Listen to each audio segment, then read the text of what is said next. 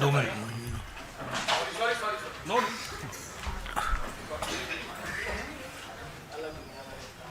Cricket की commentary बात है।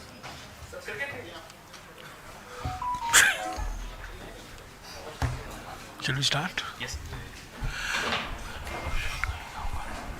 नमस्कार साथियों,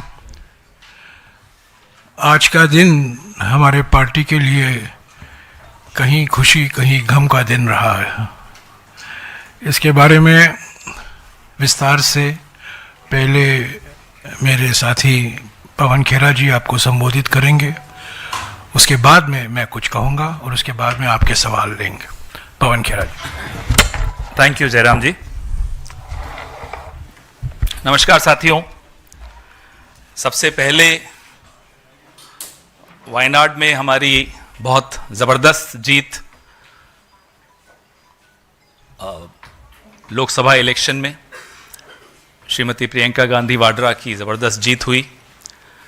कर्नाटका बाई इलेक्शंस में 3 में से 3 कांग्रेस के झोली में आए।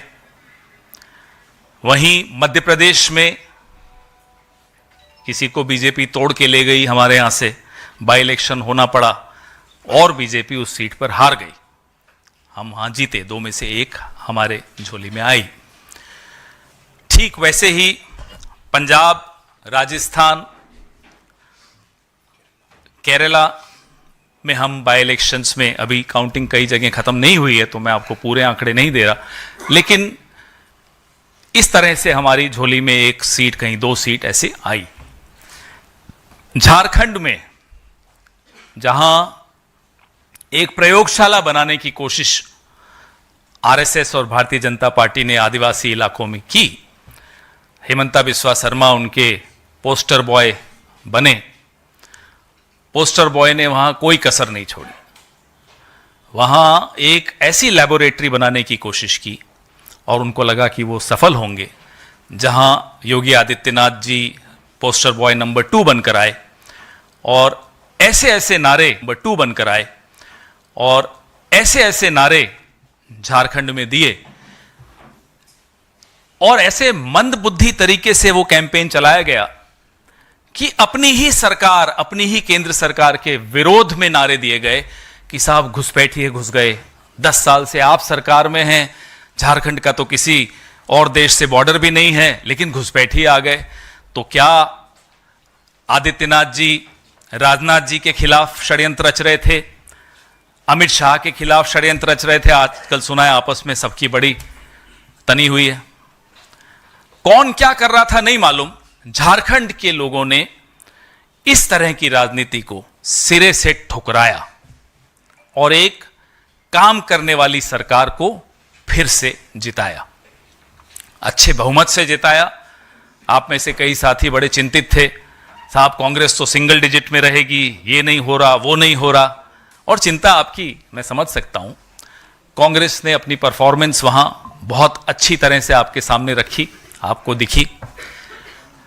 झारखंड में जीत तो अपने आप में खुशी देती है, लेकिन झारखंड में इस तरह की राजनीति हारी, इस बात की खुशी और ज्यादा बढ़ जाती है, जिस राजनीति का भी मैं आपको जिक्र कर रहा था। अब आते हैं हम महाराष्ट्र पे, क्योंकि आप लोग झारखंड कम दिखा रहे हो आज टीवी पे, मैं देख रहा था सुबह से, पता नहीं क्यों, जैसे झारखंड मणिपुर की तरह हिंदुस्तान से बाहर चला गया हो, इसलिए झारखंड पे थोड़ा ज्यादा बोलना चाह रहा था मैं। महाराष्ट्र में जो पैटर्न पिछले कुछ सालों से हमें देखने को मिल रहा है, वो पैटर्न फिर से वहां भी दोहराया गया। आपको मैं एक आंकड़ा देता हूं, चौंकाने वाला आंकड़ा है। जिस महाराष्ट्र में लोकसभा इलेक्शन, जो कि मोदी जी के नाम पर लड़ा जाने वाला इलेक्शन था, उस महाराष्ट्र ने बीजेपी को हराया था। वो इलेक्शन मतलब मोदी जी को प्रधानमंत्री नहीं बनने देना चाहता था वो राज्य। वही राज्य उसी बीजेपी को 4 महीने 5 महीने के भीतर 148 सीटों में से 132 सीटें दे देता है। ये स्ट्राइक रेट आपको कुछ समझ में आ रहा है? कैसी स्ट्राइक रेट है? या तो यह मान लिया जाए कि महाराष्ट्र मोदी जी के खिलाफ है, माइनस मोदी जी बीजेपी के साथ है। क्या ये मानेंगे? हरियाणा में भी यही पैटर्न था। जिस हरियाणा ने लोकसभा में मोदी जी को हराया, वो हरियाणा बीजेपी में विधानसभा में जिता देता है बीजेपी को। तो क्या मोदी जी के खिलाफ एक माहौल था इन राज्यों में, या बनता जा रहा है हर राज्य में? यह बात आपको कहीं टीवी पे चर्चाओं में नहीं सुनाई देगी, लेकिन एक कॉमन सेंस की बात है कि 4 महीने पहले मोदी जी के नाम वाला इलेक्शन बीजेपी हारती है, 4 महीने बाद मोदी जी का इलेक्शन नहीं है, राज्य सरकार का इलेक्शन है, बीजेपी की स्ट्राइक रेट 148 में से 132। यह स्ट्राइक रेट संभव है क्या? अगर यह स्ट्राइक रेट संभव है तो क्या मोदी जी के लिए चिंता का विषय नहीं है कि उनके नाम के चुनाव अब वो हारनी शुरू हो गई पार्टी उनकी? यह सोचने की बात है। खैर, यह उनके लिए है चिंता का विषय। हमारी चिंता का विषय है लोकतंत्र, हमारी चिंता का विषय है चुनावी पारदर्शिता, हमारी चिंता का विषय है कि क्या इतने साल इस तरह से पिछले दरवाजे से सरकार बनाई, सरकार बनाने के बाद एंटी इनकम्बेंसी का रिवर्स हो सकता है क्या बीजेपी के लिए? 148 में से 132 सीटें ले जा सकती है क्या बीजेपी? तो लोकसभा में क्या हो गया था? हमने लगातार शिकायतें करी बीजेपी की एक महिला नेत्री के घर से चुनाव आयोग की वेबसाइट में घुसकर नाम काटे जाने की शिकायत जयराम रमेश जी ने की थी, महाअघाड़ी के सारे नेताओं ने की थी। जवाब नहीं मिला चुनाव आयोग से। इस तरह से क्या हमारा चुनाव, आप लोग कह सकते हैं और कह भी रहे हैं, सोशल मीडिया पर भी कह रहे हैं, मीडिया पर भी कह रहे हैं, अरे साहब झारखंड जीत गए तब तो नहीं बोलते कि चुनावी प्रक्रिया में गड़बड़ है। साहब, झारखंड, जम्मू कश्मीर, बाई इलेक्शंस, जो असेंबलीज जिनके मैंने नाम लिए, उनको जिताकर वहां लेवल प्लेइंग फील्ड देकर हमें जीतने दिया जाए, ये इस उम्मीद के साथ कि उसके बाद हमारा मुंह महाराष्ट्र में बंद हो जाएगा। माफ कीजिएगा, मुंह बंद नहीं होगा। जहां भारतीय जनता पार्टी को भारी लाभ लेना होता है, वो सारे दांव पेच वहीं खेले जाते हैं, बाकी जगह लेवल प्लेइंग फील्ड चलने दी जाए। जहां लेवल प्लेइंग फील्ड होती है वहां के नतीजे आपके सामने हैं। इसलिए इस पे सवाल, हम जीतें या हारें, चुनावी प्रक्रिया पे हम सवाल उठाते रहेंगे। जिस देश में बच्चों के एग्जाम के पेपर लीक हो जाते हैं, वहां हम क्या आंख बंद करके मशीनों पर, आंख बंद करके चुनाव आयोग पर, आंख बंद करके चुनावी प्रक्रिया पर भरोसा कर सकते हैं? आप बताइए। एक पेपर एक राज्य में हमें बता दीजिए पिछले 10 साल में जो लीक नहीं हुआ हो। इसलिए जब हम बार बार चुनावी प्रक्रिया की बातें करते हैं, चुनाव ईवीएम्स की पारदर्शिता की बात करते हैं, 99% बैटरीज की बात करते हैं, तो चुनावी प्रक्रिया को और पारदर्शी और लोकतंत्र को और मजबूत बनाने के लिए यह बात करते हैं। आप झारखंड का नतीजा दिखा दिखाकर हमारा मुंह नहीं बंद कर सकते। हम नहीं चुप होंगे, हम बोलेंगे, और चुनाव आयोग से हम बार बार बोलेंगे। आज तक शेरो शायरी के अलावा हमें कुछ सब्सटैंटिव जवाब नहीं मिलता, जो हमने ऐसे मुद्दे उठाए हैं, जैसे कि अभी मैंने आपको उदाहरण दिया पुणे वाला। लिस्ट दी गई कॉन्स्टिट्यूएंसीज की कि यहां यहां रेड और ग्रीन मार्किंग हो रही है। बीजेपी के नेता रेड मार्किंग मतलब इन नामों को हटा दिया जाए वोटर्स लिस्ट से। हमने लिस्ट दी, उसका जवाब नहीं आया। 99% बैटरीज के बारे में आज तक जवाब नहीं दिया। शेरो शायरी जरूर आई, वो भी बड़ी वाहियात प्रकार की शेरो शायरी थी, उसमें भी कोई मनोरंजन नहीं था। तो इस तरह से अगर चुनाव होंगे और बड़ी शातिर तरीके से हमारा मुंह बंद कर दिया जाए, हम लगातार, हरियाणा में भी हमने ये आवाज उठाई कि, हमने ही नहीं, सिविल सोसाइटी, एनजीओज ने उठाई कि ये वोट शेयर कैसे बढ़ गया, वोटिंग परसेंटेज कैसे बढ़ गई। 1 घंटे, 2 घंटे, 3 घंटे, 12 घंटे में बढ़ता चला जा रहा है। चुनाव खत्म होने के बाद ये कैसे हो रहा है? जवाब नहीं आता। आज से 5 साल पहले कभी आपके पास ये मुद्दा भी सामने आया था कि ये परसेंटेज कैसे बढ़ रहा है चुनाव खत्म होने के बाद? रोज हर चुनाव के बाद और काउंटिंग से पहले कहीं ना कहीं आपके ही चैनल्स पे, सोशल मीडिया हैंडल्स पे ये खबरें चलाई जाती हैं, दिखती हैं, वीडियोस दिखाई देते हैं कि बीजेपी के नेता की गाड़ी में ईवीएम मशीन मिली कल नागपुर में, कल रात को, परसों। कोई जवाब नहीं। क्या चुप्पी से चुनाव आयोग अपने आप को, रात की नींद कैसे आती होगी इन लोग? चुप रहना कोई उत्तर होता है क्या? इसलिए इस देश की सबसे पुरानी पार्टी, इस देश की सबसे बड़ी पार्टी, इस देश में 54 साल 7 महीने शासन में रहने वाली पार्टी की हैसियत से और प्रमुख विपक्षी दल की हैसियत से हम अपनी ये जिम्मेदारी समझते हैं कि इस तरह के सवाल जो कि भारतीय जनता पार्टी को बड़े परेशान करते हैं, हम उठाएंगे, क्योंकि हमें आने वाली पीढ़ियों की चिंता है, हमें लोकतंत्र की चिंता है, हमें इस देश में पारदर्शी चुनाव करवाने की जिम्मेदारी हम अपनी भी मानते हैं। मैं जयराम रमेश जी से आग्रह करूंगा कि इस प्रेस वार्ता को आगे बढ़ाएं। शुक्रिया। पहले तो मैं झारखंड की जनता को बधाई देता हूं कि उन्होंने हमारे देश के लिए एक नया रास्ता दिखाया है, मार्गदर्शन दिया है। ध्रुवीकरण की राजनीति को निर्णायक तरीके से उन्होंने ठुकराया है। क्या क्या नहीं कहे गए चुनावी अभियान के समय। हेमंत बिस्वा शर्मा, उत्तर प्रदेश के मुख्यमंत्री, केंद्रीय कृषि मंत्री शिवराज सिंह जी चौहान, खुद गृह मंत्री और प्रधानमंत्री ने क्या क्या नहीं कहा। और सारा चुनाव झारखंड में सिर्फ एक मुद्दे और एक शब्द पर लड़ा गया, और वो है घुसपैठी। भय पैदा करने की खूब प्रयास की गई, पर एक निर्णायक तरीके से झारखंड की जनता ने अपना जवाब दिया है। हम जनता को बधाई देते हैं, और मैं समझता हूं ये सारे देश के लिए एक सकारात्मक संदेश मिलता है कि ध्रुवीकरण की राजनीति को हराया जा सकता है, और हम हराकर ही रहेंगे।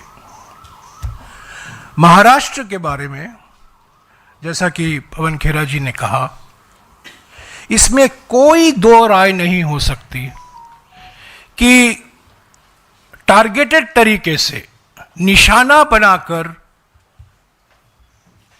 ये लेवल प्लेइंग फील्ड जो होता है, जो बार बार चुनाव आयोग इस शब्द का इस्तेमाल करता है, इसीलिए हम उसी शब्द का इस्तेमाल कर रहे हैं, level playing field. Level playing field को बिगाड़ा गया है, जानबूझकर निशाना बनाकर टारगेटेड तरीके से ये लेवल प्लेइंग फील्ड महाराष्ट्र में बिगाड़ा गया। चुनाव के नतीजे आए हैं, ये अप्रत्याशित हैं हमारे लिए। महाराष्ट्र के चुनाव के नतीजे हमारे लिए अप्रत्याशित हैं, हमारे लिए अति आश्चर्यपूर्ण, और मैं समझता हूं ये भी कहा जा सकता है ये अकथनीय है। इसका कोई समझने की कोशिश करेगा वो समझने नहीं पाएगा। कई लोग विश्लेषण कर रहे हैं सुबह से, विकास की जीत हुई है। अकथनीय मीन्स इनएक्सप्लिकेबल। सुबह से विश्लेषण चल रहा है कि विकास की जीत हुई है, और एक एनसीपी अजीत पवार के नेता ने कहा है कि कांग्रेस पार्टी का जो फेक नैरेटिव था लोकसभा के चुनाव के समय, उसको महाराष्ट्र की जनता ने ठुकराया है। ये बिल्कुल गलत है, इसमें कोई संदेह नहीं होनी चाहिए किसी के मन में कि जो हमारा लोकसभा चुनाव में जो एजेंडा था, जो हमने मुद्दे उठाए थे, आर्थिक असमानता, सामाजिक ध्रुवीकरण, संविधान की सुरक्षा, जाति जनगणना और ये जो मोडानी घोटाले हैं, ये मुद्दे आज भी उतना महत्व रखते हैं और रखेंगे। जब लोकसभा चुनाव के समय हमने उठाया था, हमारे नेताओं ने उठाया था, कांग्रेस अध्यक्ष ने उठाया था, राहुल जी ने उठाया था। जाति जनगणना, 50% आरक्षण की सीमा अनुसूचित जाति, अनुसूचित जनजाति और ओबीसी वर्गों के लिए, मोडानी घोटाला, ये सब मुद्दे रहेंगे। और हम समझते हैं महाराष्ट्र की जनता ने इसको ठुकराया नहीं है। कैसे ये नतीजा आया है, इस पर जरूर हम और जांच करेंगे, इसका विश्लेषण होगा, ये स्वाभाविक है। पर आज हम ये कह सकते हैं कि जो जीता है उनको भी ये अनुमान नहीं था कि ये नतीजा आएगा। हमको तो पहले से ही हम ये मानकर चल रहे थे कि हमें जनादेश मिलेगा, जनता हमारे साथ है, महाराष्ट्र के किसान नाराज हैं, महाराष्ट्र के जो वर्किंग क्लास है उसके सरकार के खिलाफ है। और एक माहौल जो था महाराष्ट्र में 4 महीने पहले, 5 महीने पहले, वो आज भी वही माहौल है, ये हम मानकर चल रहे थे और सभी लोगों का ये मानना था। पर जो नतीजे आए हैं ये बिल्कुल इसके विपरीत हैं। पर इसका माने ये नहीं है कि हम हमारे एजेंडे से पीछे हटेंगे। जो हम मुद्दे उठाए थे महाराष्ट्र में चुनाव के वक्त, प्रचार के वक्त, हम संसद के अंदर, संसद के बाहर, महाराष्ट्र में जो हमारे नेता जीते हैं, हमारे जो कार्यकर्ता लगे हुए हैं चुनाव प्रचार में और वो पार्टी के लिए काम करते रहेंगे, इन्हीं मुद्दों के आधार पर संगठन को हम पुनर्जीवित करेंगे। धक्का मिला है, ये बिल्कुल जरूरी है, पर ये धक्का दिया गया है। कोई षड्यंत्र है कहीं भी हमें हराने का? तो साथियों, जैसा कि मैंने पहले कहा, आज हमारे लिए कहीं खुशी है, कहीं गम भी है, कहीं जीते हैं, कहीं हारे हैं। पर एक बात निश्चित है कि कांग्रेस पार्टी की एजेंडा में कोई परिवर्तन नहीं आने वाला है। जो सामाजिक मुद्दे हमने उठाए हैं, हम उठाते रहेंगे। जो आर्थिक मुद्दे हम उठा रहे हैं, हम उठाते रहेंगे। मोडानी का मसला रहेगा, जाति जनगणना की मांग हम करते रहेंगे, संविधान की सुरक्षा के बारे में जो कदम उठाने हैं हम उठाते रहेंगे, उसका जिक्र हम करते रहेंगे। पर पूरा विश्लेषण के बाद ही पता चलेगा कि ये जो अजीब सा नतीजा आया है महाराष्ट्र में, बिल्कुल अजीब, इसका और मैं कोई शब्द इस्तेमाल नहीं कर सकता हूं, बिल्कुल अजीब है, समझा ही नहीं जा सकता। हाँ, बहुत कुछ लोग कह रहे हैं इसलिए हमने जीता, इसके कारण हम जीते। अभी अभी मैंने देखा प्रधानमंत्री ने कहा है कि विकास की जीत है। तो ये सब मैं समझता हूं, ये इनको जो ज्ञान आई है चुनाव के नतीजे के बाद, ये भाषा नहीं थी चुनाव के नतीजे के पहले। तो ये एक टारगेटेड निशाना बनाकर ये नतीजा निकाला गया है। पर हमारा हौसला कमजोर नहीं हुआ है। हम हारे हैं जरूर, पर हार जीत होती रहती है। हम लड़ेंगे, लड़ते रहेंगे, जनता की मुद्दे उठाते रहेंगे और संगठन में जो और मजबूती से हमें काम करना है, महाराष्ट्र में खास तौर से जो कदम उठाने हैं, मैं समझता हूं अगले कुछ दिनों में कांग्रेस अध्यक्ष और राज्य के जो नेता हैं उनके बीच में बातचीत होगी और जो कदम उठाने हैं उठाते रहेंगे। अगर आपके कुछ सवाल हैं तो अभी और जयराम सर। हाँ जी, नहीं एक मिनट जी, इस साइड से, क्योंकि आलोचना होती है कि हमें हाँ, yes sir. Right wing Sir, yeah, sir. So my question is that there is an allegation, there is a statement that is coming in from the TMC saying that in every election, the TMC tries to block the BJP, and now at the national level, it is not Congress but the TMC that should in fact be appreciated and should be pushed forward to defeat BJP. How does the Congress sees this statement? we are discussing Jharkhand and Maharashtra. To the best of my knowledge, TMC is not a player in either of these two states. But they should be the player now is what the... We are discussing, I don't want to discuss issues that are not of great relevance to the issue that we are discussing, which is the election results. अच्छा जयराम जी, अभी आप लोगों ने कहा कि झारखंड में ध्रुवीकरण की राजनीति हारी है, लेकिन महाराष्ट्र में फडणवीस भी यही बात कह रहे हैं कि वहां कांग्रेस ध्रुवीकरण की राजनीति कर रही थी और वहां वो इसलिए हारी है। कौन कर रहा था? थोड़ा कंफ्यूजन है। नहीं, अब मुझे नहीं लगता देश में किसी को भी ऐसा कोई कंफ्यूजन है कि ध्रुवीकरण की राजनीति कौन करता है। 75-76 साल में अगर 54 साल 7 महीने हम सरकार में रहे हैं तो कम से कम इतना तो समझ लीजिए कि ध्रुवीकरण करके तो नहीं रहे होंगे। सबका वोट मिलता है तभी हम जीते। और जैसा कि जयराम जी ने कहा, हमारा जो समावेशी जो हमारी विचारधारा है और समावेशी नीतियां हैं, उससे कतई कोई समझौता नहीं होगा। वैसे मैं आपको बता दूं कि धारावी में कांग्रेस 24,000 वोटों से जीती है। अगर किसी को बहुत खुशी हो रही होगी कि हमारा धारावी का प्रोजेक्ट हो जाएगा अब तो मैं बता दूं धारावी के लोगों ने बड़ा अच्छी तरह से जवाब दे दिया है।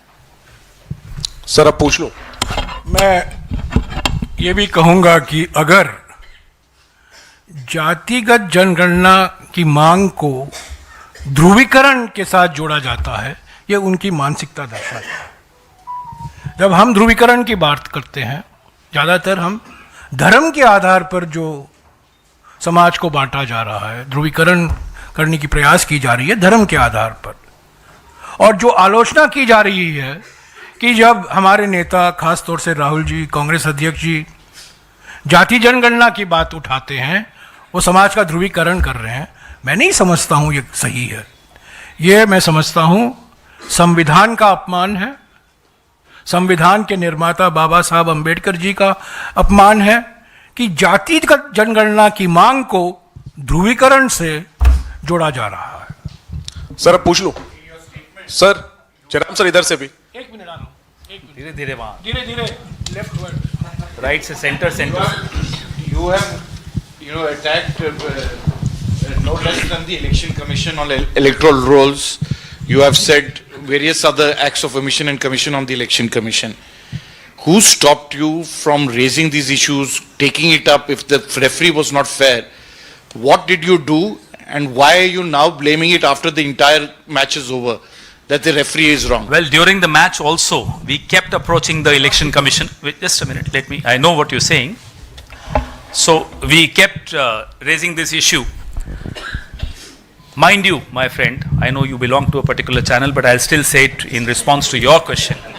Just as nobody believed us when we spoke about Mr. Gautam Adani, now that the DOJ, now everybody is barring one channel, everybody is talking about it. Similarly, a day will come when all that is happening in the name of elections in this country will be exposed. And I hope that day comes sooner than later. यही सवाल था। We made numerous complaints to the Election Commission during the campaign. Okay? So it's not true to say that we did not approach the Election Commission. But I think, this word that I keep hearing, that the BJP won Maharashtra because of micromanagement. This word micromanagement is a euphemism. it's a, it's a nice way of saying ground level manipulation. Micromanagement is equal to ground level manipulation. And this is exactly what has happened. Targeted. Each one of our leaders has been targeted. People who have been winning election after election after election, against whom there has not been any question mark. Models of integrity, models of efficiency, people who have been senior ministers, former chief minister. It's a targeted manipulation. So this micromanagement, you can say it's micromanagement, but at the ground level what is happening, and the administration is theirs. The administrative machinery is controlled by them, by the BJP in Maharashtra. And the BJP stakes in Maharashtra are the maximum. There is no state in India where the stakes of the BJP is as much as it is in Maharashtra. Not only the stake of the BJP, but also the stake of the BJP and the PM's favorite business group. कहने का मतलब ये है, हिंदी में भी बता दूं, कि जो नगर सेठ हैं उनके भी सबसे ज्यादा इंटरेस्ट मुंबई में ही है। पवन जी, मेरा भी सवाल वही था कि ये पब्लिक मैंडेट नहीं, अगर मैनिपुलेटेड मैंडेट है महाराष्ट्र के संदर्भ में और ज्यूरी कॉम्प्रोमाइज्ड है, और इसको कुछ लोग थ्योरी ऑफ लिमिटेड डेमोक्रेसी भी कह रहे हैं, तो कब तक जो विपक्षी पार्टियां हैं चुनाव के परिणाम के बाद इसका विश्लेषण करेंगी? क्या वक्त आ गया है कि विपक्षी पार्टियां अक्रॉस द प्लेटफॉर्म ये तय करे कि अगर ये फ्लॉड सिस्टम है तो इसमें पार्टिसिपेट ही नहीं करना है? आपका सुझाव अच्छा है, चर्चा करेंगे इस सुझाव पर। सर जयराम सर इधर से मौका दे दीजिए।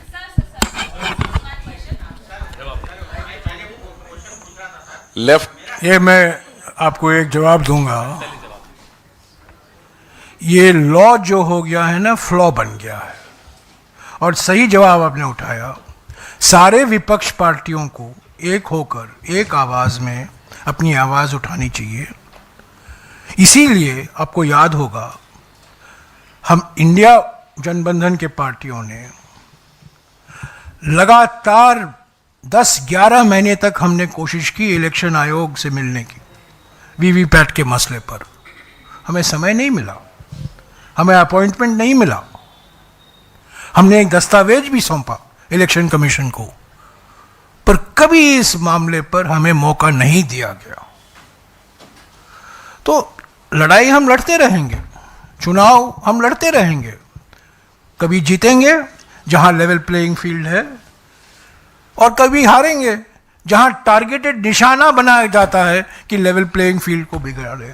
जैसा कि अभी सबसे लेटेस्ट इसका नमूना मिसाल है महाराष्ट्र।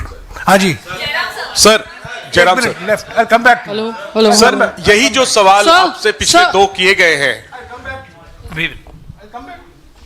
जी सर, शुक्रिया। सर यही जो सवाल आपसे पिछले दो किए गए हैं, आपने हरियाणा के नतीजों को तंत्र की जीत बताया था, आज महाराष्ट्र के नतीजों को षड्यंत्र बताया है। तो लोग ये जानना चाहते हैं कि आप लोग निर्णायक तौर पर इस षड्यंत्र, तथा कथित षड्यंत्र जो आप कह रहे हैं, इसके खिलाफ निर्णायक तौर पर आप लोग क्या करने वाले हैं? आपकी क्या रणनीति है, या सिर्फ ये एक रस्म है जो आप रिएक्शन देकर के हर बार हरियाणा के बाद छोड़ दिया, आज आप महाराष्ट्र के बाद छोड़ दे रहे हैं? और हमने देखा कि राहुल गांधी वायनाड में ज्यादा सभाएं कर रहे थे, जबकि वो एक उपचुनाव था और नतीजे भी लगभग स्पष्ट थे चुनाव वोटिंग से पहले ही, लेकिन महाराष्ट्र पर उनका फोकस कम था। उन्होंने वायनाड में ज्यादा सभाएं की, महाराष्ट्र पर कम सभाएं की। इसका क्या स्पष्टीकरण है कांग्रेस के पास? क्या इसकी वजह से मुझे लगता है आपके आंकड़े खराब हैं। झारखंड में कम से कम 4 बार तो मुझे याद है कि राहुल जी की विजिट झारखंड में हुई थी। नहीं, मैं कर रहा हूं, महाराष्ट्र में भी लगातार उन्होंने चुनाव शुरू होने से पहले से शुरू किया। ऐसा नहीं है कि आप कह दें कि वहां गए यहां नहीं गए, ये मुझे लगता है एक गलत आकलन है। नंबर 1 जो आपका सवाल था कि हम मुद्दा ये चुनाव की पारदर्शिता का उठाते हैं और छोड़ देते हैं। हमारा जो तपस्या है, पहली तपस्या मीडिया से है। आप जिसको मास्टर स्ट्रोक की उपाधि देते हैं, उस पर थोड़ा सवालिया निशान भी लगाना शुरू कीजिए। जैसे जयराम जी कह रहे थे माइक्रो मैनेजमेंट, ये क्या मुद्दा है, ये क्या है माइक्रो मैनेजमेंट? इसको आप भी जरा थोड़ा, आप लोगों की भी इसमें सहायता चाहिए होगी हमें। मैं तो खुलकर आपसे ये मांग रहा हूं कि आपकी सहायता चाहिए होगी। लोकतंत्र को बचाने की जिम्मेदारी हमारी है, उतनी ही आपकी भी है, हम सब स्टेक होल्डर्स हैं उसमें। तो इसमें थोड़ा एक कदम अब आप भी बढ़ाइए तो उचित रहेगा, सबके लिए अच्छा रहेगा। सर आप ही के सवाल है ना? सर, जैसे पिछली बार आपने हरियाणा के बहुत सारे उम्मीदवारों ने, जो कांग्रेस के उम्मीदवार थे, आपसे शिकायत की कि ईवीएम की काउंटिंग में गड़बड़ी है। महाराष्ट्र में आपके जो उम्मीदवार हैं, कांग्रेस पार्टी या जो अलायंस के उम्मीदवार है, क्या उनकी तरफ से कोई बड़ी संख्या में ऐसी कोई शिकायत आई है, या आप पॉलिटिकल रिव्यू करेंगे हार का या टेक्निकल रिव्यू करेंगे? जैसा अभी आपको बताया, ईवीएम जिम्मेदार है इस बार हार के लिए। जैसा अभी आपको बताया कि इलेक्टोरल रोल्स, वोटर्स लिस्ट, उसकी शिकायत तो आज से 20-25 दिन पहले, 1 महीना पहले कर दी थी, जवाब नहीं आया। ऐसे ही हमारी जितने भी गठबंधन के हम सदस्य हैं, सब अपना अपना विश्लेषण करके, अभी तो रिजल्ट आ ही रहे हैं, जो भी होगा वो आपसे भी साझा करेंगे और चुनाव आयोग तक भी जाएंगे, और जो भी हथियार हमें अपने बदलने होंगे तो बदलेंगे भी। सर आपका सर शिकायतें आ रही हैं, मैं सीधा जवाब दूंगा, शिकायतें आ रही हैं, अभी और वक्त लगेगा। आपको याद होगा हरियाणा में जब नतीजे निकले थे 8 तारीख को, करीब 1.5 दिन लगे थे सारे शिकायत आने में, और हम चुनाव आयोग को गए। तो ये शिकायतें आ रही हैं, 5 बजे के बाद 6 बजे के बाद आने शुरू हो गया है हमारे सेंट्रल वॉर रूम में, और कल तक मैं आपको इसके बारे में और जानकारी दे पाऊंगा किन किन सीटों में, कितने सीटों पे शिकायत आई हैं, पर शिकायतें ज़रूर आ रही हैं। सर आपके एक पॉलिटिकल रेजोल्यूशन में भी सीडब्ल्यूसी के आप लोगों ने कहा था कि बैलेट पर जाने को लेकर के आप लोग जो है उस पर एक काम करेंगे। क्या अब कांग्रेस पार्टी तमाम विपक्षी दलों को लामबंद करेगी? क्योंकि अगर आप मानते हैं कि टारगेटेड तरीके से नतीजे आते हैं, तो कब तक आप हारने के लिए चुनाव लड़ते रहेंगे?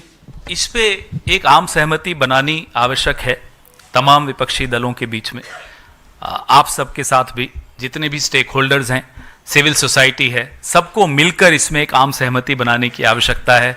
हमारा स्टाइल ऑफ फंक्शनिंग वैसा नहीं है जैसा मोदी जी का है कि जो मन में आया कर दिया, रात को 12 बजे ताली बजाई, नोट बंद, ऐसे सब नहीं कर सकते हम लोग। तो हम आम सहमति बनाने की दिशा में ही ये सब मुद्दे उठा रहे हैं। जब हम सवाल उठाते हैं तो इसीलिए उठाते हैं कि इन मुद्दों पर भी डिबेट हो, लोगों के बीच में चर्चा हो, मीडिया में संवाद हो, आपस में हम सबका भी इसमें चर्चा हो, तब जाकर कोई एक निष्कर्ष पे हम पहुंचेंगे।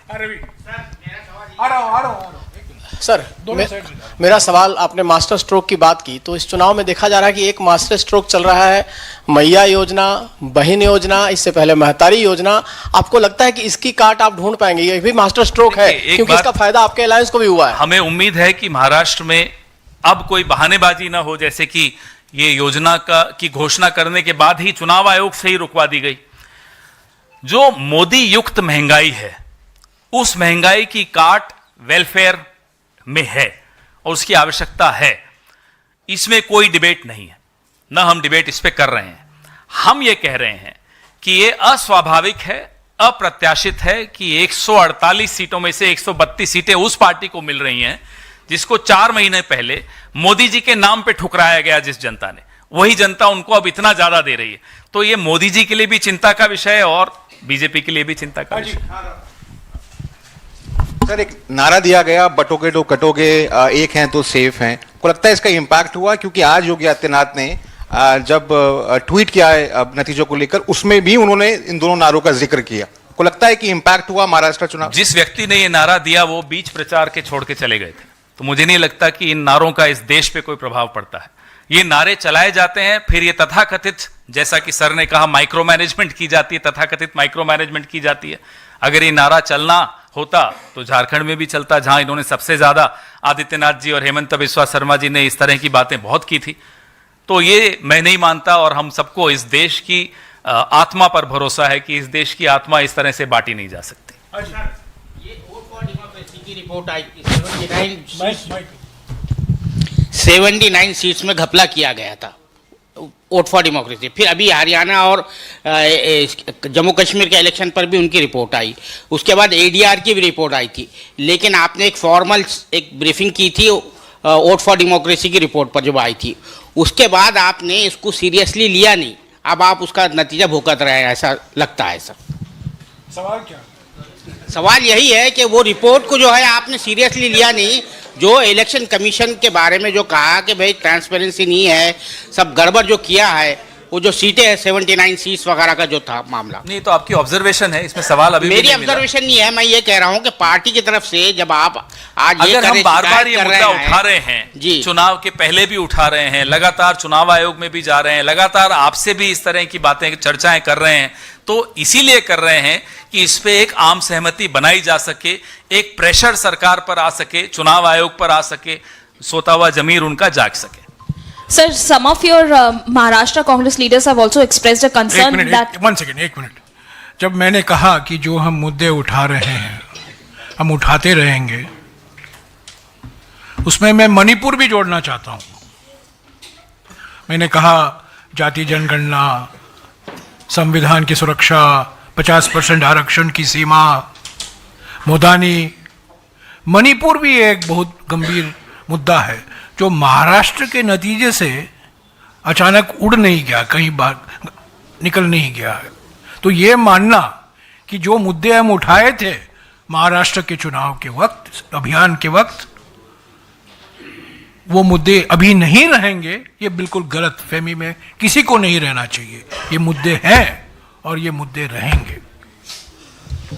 Sir, a concern is being raised that during the seat sharing formula when it was getting decided, Uddhav Thackeray-led Shiv Sena was quite aggressive about it, and they have got those particular seats where the Congress party was having a stronghold. Do you also believe that there were some mistakes which have happened at that point of time, and that is one of the reason why the Congress party is not being able to perform well? See, I don't believe in instant analysis, okay? Only coffee can be instant, and analysis cannot be instant. So everybody has theories. I'm sure when the state level leaders will speak to the Congress President this afternoon had a word with the General Secretary concerned of Maharashtra, Mr. Ramesh Channitala, and I'm sure in the next 24 hours, 36 hours, there will be a meeting where all these issues will be discussed. But you know, it's very easy to be wise after the event. The fact is, we had an alliance. We had three-party alliance. We had seat sharing. There were differences which were resolved. We fought unitedly. But we were up against a machine which was manipulating on the ground. We were up against a machine that had deliberately targeted, seat after seat after seat. I can tell you, I don't want to take any names, but total non-entities have won from the BJP. Total non-entities.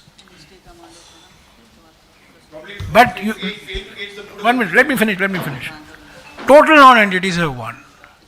And senior Congress leaders, senior NCP leaders, senior Shiv Sena UBT leaders have been targeted. So I think this is targeted defeat. Target and defeat, and then call it micromanagement.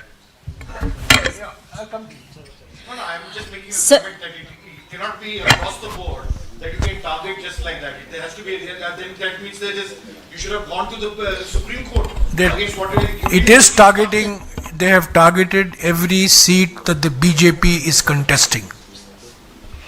That is what they have targeted. They have targeted 148 seats. Sir, आप मणिपुर का मुद्दा उठाते हैं, लेकिन पश्चिम बंगाल शायद कभी भी पश्चिम बंगाल को लेकर नहीं बोला जाता है। पश्चिम बंगाल में तालिबानी सजा दी जाती है, बीच चौराहे पर दी जाती है महिलाओं को, और साथ ही चुनाव में देखिए कई सारे ऐसे ईवीएम की बात हो या फिर हिंसा हो, लगातार हिंसा की चीजें दी जाती हैं। मुद्दे को उठाने का हम उठाएंगे। नहीं, वहाँ भी ईवीएम का मुद्दा होता है, मणिपुर का वहाँ भी मसला है। अब मणिपुर के मुद्दे हम उठाते रहेंगे और परसों नहीं, हर राज्य का उठाइए ना, आप तो राष्ट्रीय स्तर के कल पार्टी। सर्वदलीय बैठक होने वाली है, उसमें भी हम ये मुद्दे उठाएंगे। मोदानी का मुद्दा उठाएंगे, मणिपुर का मुद्दा उठाएंगे, महंगाई का मुद्दा उठाएंगे, और हम उठाते रहेंगे, और जब पश्चिम बंगाल का वक्त आएगा हम उठाएंगे। Jairam sir, this side sir, on your left. Sir, आप कांग्रेस का ऑफिशियली अब स्टैंड क्या है ईवीएम को लेके? क्योंकि आप हरियाणा के बाद भी ईवीएम में कोई फॉल्ट है, आप अभी कहते हैं। दूसरी चीज ये 2018 के प्लेनरी सेशन में आपके पॉलिटिकल रेजोल्यूशन में आपने ये बात कही कि बैलेट पेपर पर हमें वापस जाना चाहिए। तो अब क्या आपको लगता है कि उस चीज के ऊपर आप दोबारा वापस आएंगे या आप इसी बात पे लगता है कि ईवीएम कोई भी राजनीतिक दल एक लोकतंत्र में बंद कमरे में बैठकर स्टैंड नहीं ले सकता, न लेना चाहिए। आम सहमति बनाकर निर्णय लिए जाते हैं। आम सहमति बनाने की प्रक्रिया यही होती है कि आपसे भी चर्चा करना, सिविल सोसाइटी से चर्चा करना, आपस में बाकी विपक्षी दलों से चर्चा करना, लगातार चुनाव आयोग का दरवाजा खटखटाकर देखना कि वो जाग भी रहे हैं, क्या वो सजग हैं जो हम मुद्दे उठा रहे हैं उन पर। उसके बाद जब वो दरवाजे नहीं खुलते तब लोगों के बीच में जाना। ये आसान सफर नहीं होता, ये संघर्ष आसान नहीं होता। इसमें ऐसा नहीं होता कि आज निर्णय ले लिया और कल लागू हो गया। इसमें समय लगता है और समय लगेगा। ये सिर्फ मशीन का मामला नहीं है, ये प्रक्रिया की मामला। प्रक्रिया में मैनिपुलेशन हो रहा है। Sir, this is Suchandrama from IANS। एक सवाल। Not on West Bengal. No, not on West Bengal. 2 राज्यों में, एक में हार, एक में जीत। एक में ईवीएम ने जिता दिया तो दूसरे में हरा दिया। तो गठबंधन एक जगह जीत गई, दूसरी जगह क्यों हार गई? तो आपसी ये जो निजी सीट शेयरिंग को लेके प्रॉब्लम थी, ये अगर सुलझा लेती तो कांग्रेस ने हरियाणा से क्यों सीख नहीं ली? जवाब दिया पहले। मैंने अपने ओपनिंग रिमार्क्स में भी कहा कि यही आर्गुमेंट इस्तेमाल की जाती है भाजपा द्वारा। अरे आप झारखंड में जीत गए फिर भी बोल रहे हैं चुनावी प्रक्रिया पर। जी हां, फिर भी बोल रहे हैं। झारखंड में जीतने के बाद भी बोल रहे हैं। जहां लेवल प्लेइंग फील्ड हमें मिलती है वहां हम जीत के दिखाते हैं। जहां लेवल प्लेइंग फील्ड भाजपा को लगता है अगर दे दी तो उनका और उनके नगर सेठ का भारी नुकसान हो जाएगा, वहां वो लेवल प्लेइंग फील्ड नहीं देते, जैसा कि अभी महाराष्ट्र में आपको सामने दिख रहा है। उसके बाद मीडिया में ऐसी थ्योरीज डाली जाती हैं कि साहब उनमें ना आपस में समन्वय नहीं था, उनमें सीट शेयरिंग। आपको मालूम है, आप तो बंबई आई होंगी चुनाव में, मुंबई में आई होंगी, आपको पता है कि देवेंद्र फडणवीस के पोस्टर्स और होर्डिंग्स से अमित शाह गायब थे। पूछा आपने कि समन्वय क्यों नहीं था? आपस में पार्टी के भीतर समन्वय नहीं था। आप हमसे पूछ रहे हैं कि हमारे गठबंधन में समन्वय नहीं था। पवन, एक सवाल इधर है। एक repeatedly these questions okay sir, Jharkhand में जीत की आपको सबसे पहले तो बधाइयाँ। सरकार में अब आप लोग किस तरह का योगदान चाहेंगे JMM के साथ, क्योंकि आप लोग ने भी 50 सीटों पे कॉन्टेस्ट किया था, मोर देन हाफ आप लोग जीते हैं। सो अब आप लोग का आगे की क्या रणनीति है झारखंड के लिए? सर, एक गठबंधन होता है और गठबंधन का एक धर्म होता है। गठबंधन के धर्म में जो भी दोनों पार्टी आपस में तय करती हैं, दो नहीं वहां और भी हैं हमारे गठबंधन के सदस्य, वही होगा। उसमें हम यहां बैठकर खुद ही सब कुछ बोल दें, गलत होगा। वो गठबंधन के धर्म के विपरीत होगा। Yes, Yeah, what I was asking, that repeatedly these questions are coming on what you're doing on EVMs, because we don't see a single dharna, pradarshan, protest, chakka jam by the Congress party, but we do hear you sitting on this platform and telling us what a raw deal you have had. So beyond that, no. And have the alliance parties of India Alliance ever discussed this issue of EVM? And where is the report of the Haryana defeat that we were told you never accepted the Haryana defeat? There is no review, no report, nothing that you could, we say that this is what happened. So, we are repeatedly being told things again and again without the... My question is that the party beyond a point has, except for mouthing certain platitudes, has not said anything. No, I said, why are you not doing dharna, pradarshan, etc.? So I'll respond to the first part of the question, and the second part, Mr. Jairam Ramesh will. Observations, no. So, in the long struggle for independence, nobody expected that by one Quit India movement we'll get independence. It was a series of various steps that were taken, various layers of Andolan that we had done as a party, as a movement. Any such challenge cannot be met by one dharna, one pradarshan, one press conference, one resolution, or one appeal to the election commission. It's a series of steps. We have to build a consensus amongst our own alliances. We have to believe, create a consensus amongst the media first of all. How many stories, I can also turn around and ask you, how many stories have you all done investigating EVM? Some of you have done, independent journalists, I keep reading them. So these are efforts that need to be done together, jointly. We are all stakeholders in a democracy. We are not the only ones, you are not the only ones. All of us owe it to the democracy. Sir, my question is for Pawan Khera, sir. You have mentioned about the Adivasis and the Janjatia. So I, being from a Nagaland, a tribal girl, do this result signal any shift in voter sentiment towards the Congress party? Well, we are yet to analyze seat-wise results, but yes, Jharkhand in particular gives us a lot of hope that the polarizing narrative of the BJP is not working in Jharkhand, and it will not work. Increasingly, you will see it will not work in the rest of the country also. Tribals of India have shown the way to the rest of the country always, and they will show the way again. और कोई सवाल? शुक्रिया।